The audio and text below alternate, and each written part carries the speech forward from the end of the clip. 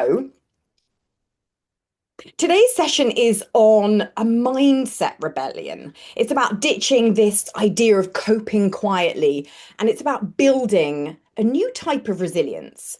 Because for a very long time, many of us have been taught one thing above anything else. It's about getting on with it, keep it together, don't make a fuss, be strong, be capable, be grateful, be resilient. And on the surface, that all sounds great. But here is the problem. That version of resilience, the kind of the silent, stoic, just push through it version, it actually has consequences for your energy, for your focus, for your confidence, and for your mental health. And over Mm, time, it very quietly erodes something even more important. It erodes your relationship with yourself. And today, I want to change that. And I've called it the mindset rebellion because it's not really a rebellion against responsibility. It's not a rebellion against ambition. It's a rebellion against the idea that resilience means enduring everything silently. So, what we're going to do today is we're going to redefine resilience, not as survival, but as a kind of adaptive strength. Now, you kind of know who I am, but I'm a women's health and performance specialist, executive coach, and for over a decade, I've worked with ambitious women who navigate high pressure situations and midlife shifts, helping them to rebuild their energy, to rebuild their confidence, and clarify what they want in this time of their life. Because let me getting millions of texts. Stop that. My background is in psychology, but it's also in nutrition and behavioral coaching and personal training. And I care very, very deeply about women, particularly at this stage of their lives. And I want to help them to replace silent coping with adaptive strength. So, with that in mind, let's get going to today's session. So, I've broken it down into the costs of coping quietly, the cost of this survival mode. I've looked at what redefining resilience could look like. We've looked at the mindset rebellion framework.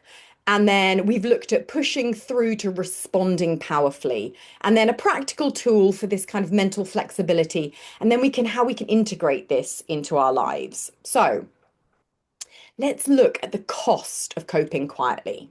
And let's start here. It looks like I'm fine. I'll deal with it. It's not a big deal. Other people have it worse. I just need to be tougher. And on the outside, this pretty much looks like competence, right?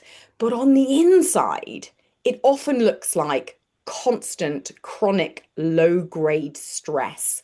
It's tight shoulders, it's shallow breathing, it's decision fatigue, it's irritability, it's self doubt, and it's an exhaustion that sleep won't fix.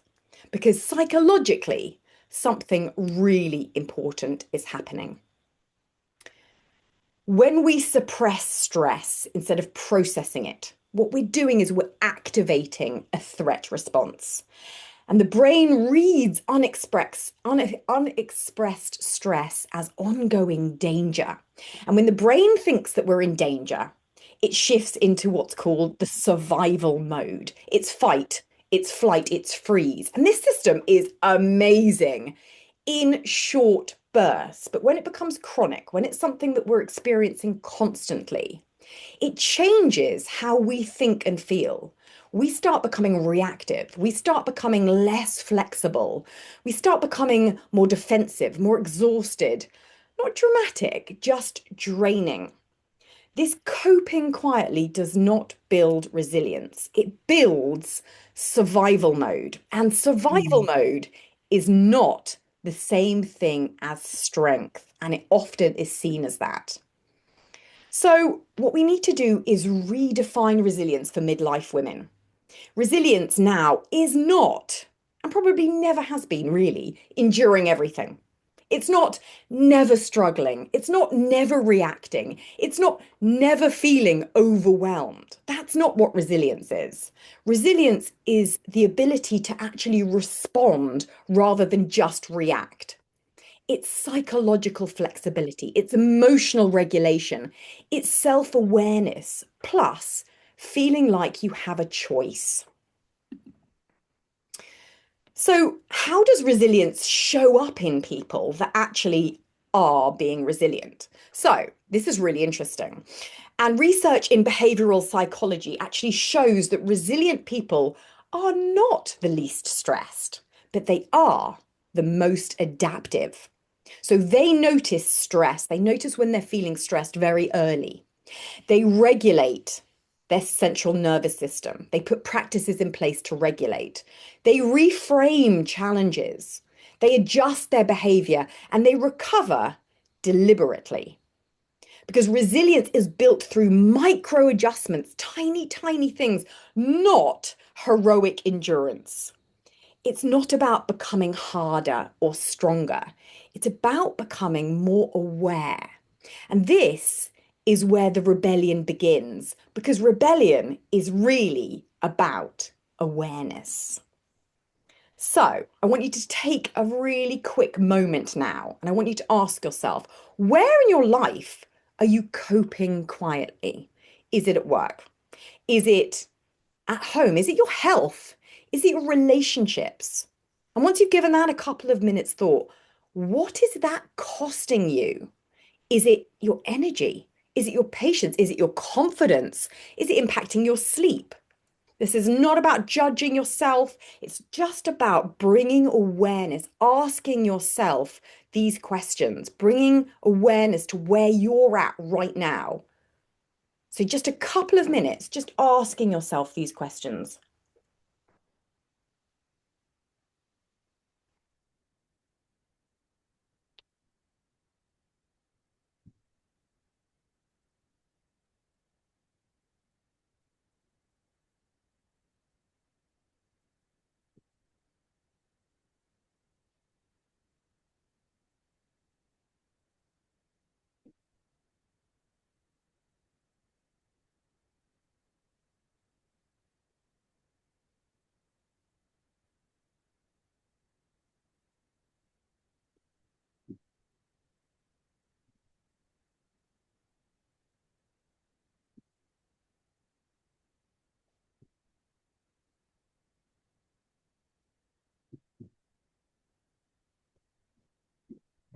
Lovely. And I'm not going to ask you to share unless you want to, but just have that knowledge, have that awareness for yourself.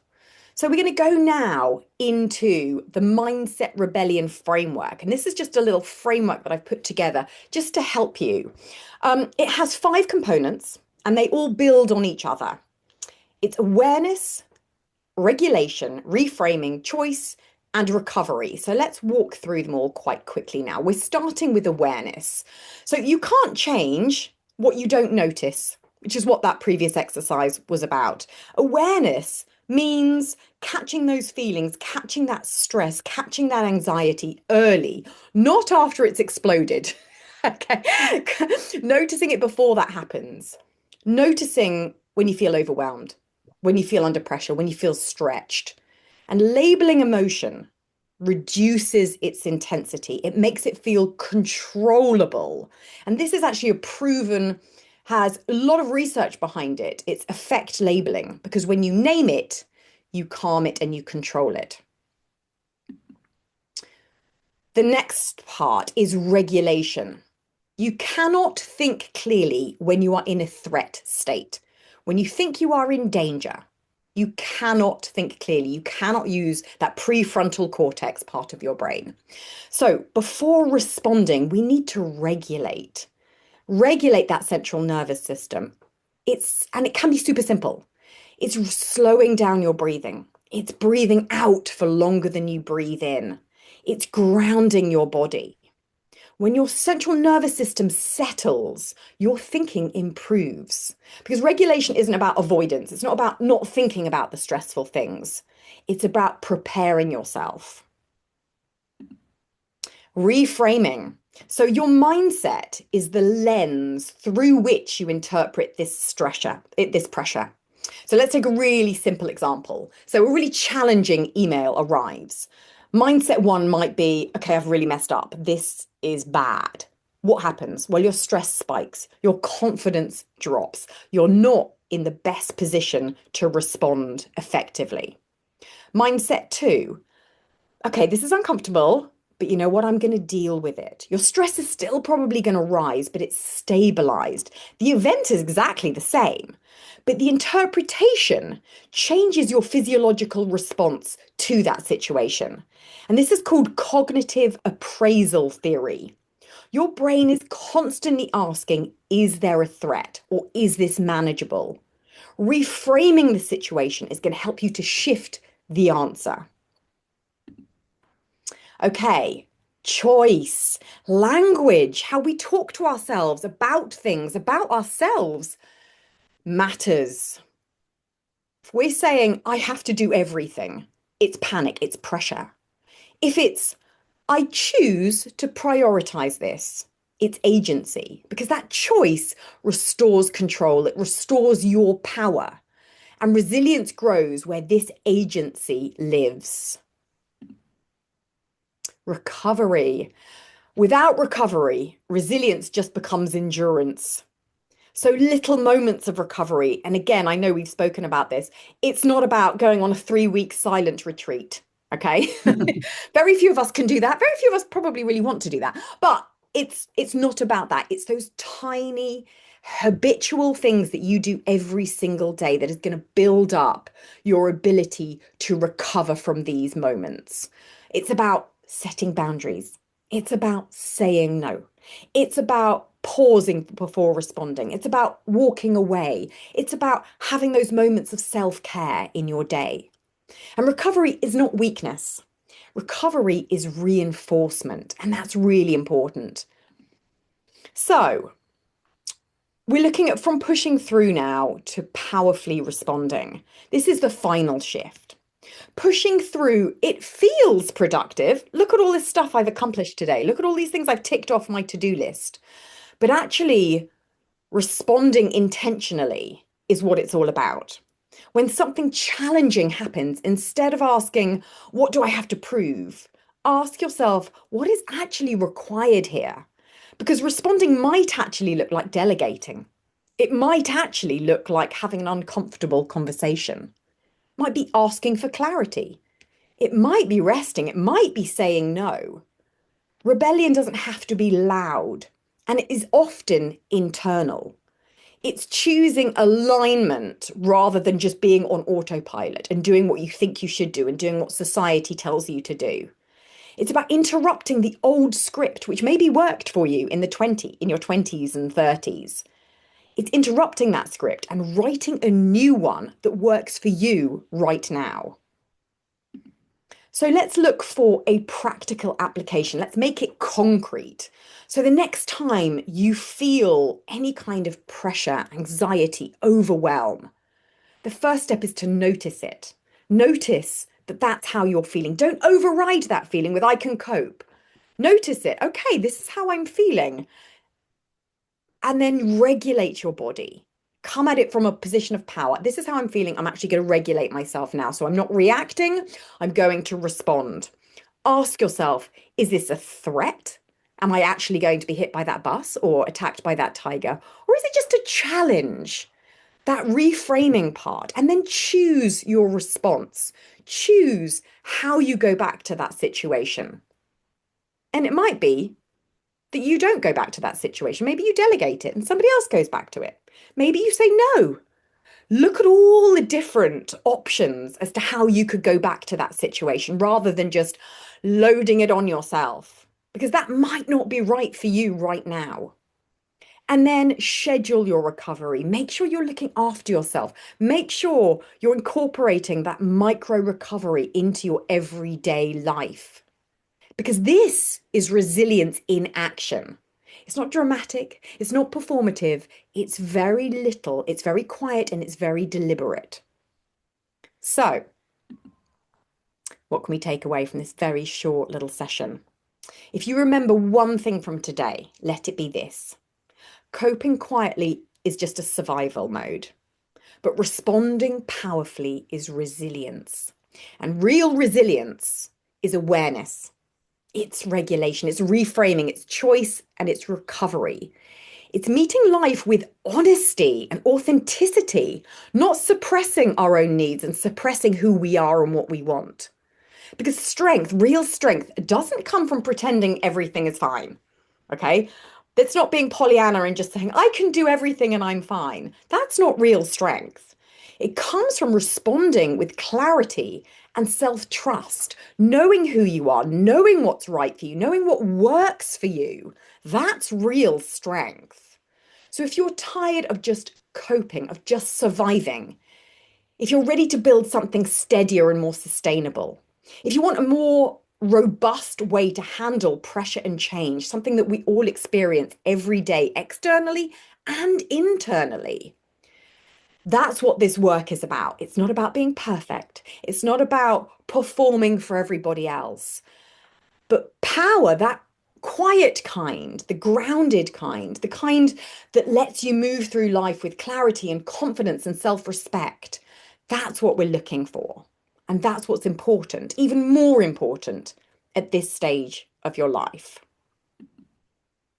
So, if you want, there's the opportunity to build a midlife body reset call. It's a 30-minute call with me. We look at a targeted nutrition or lifestyle shift aligned to your midlife physiology, which changes very much at this stage of our life.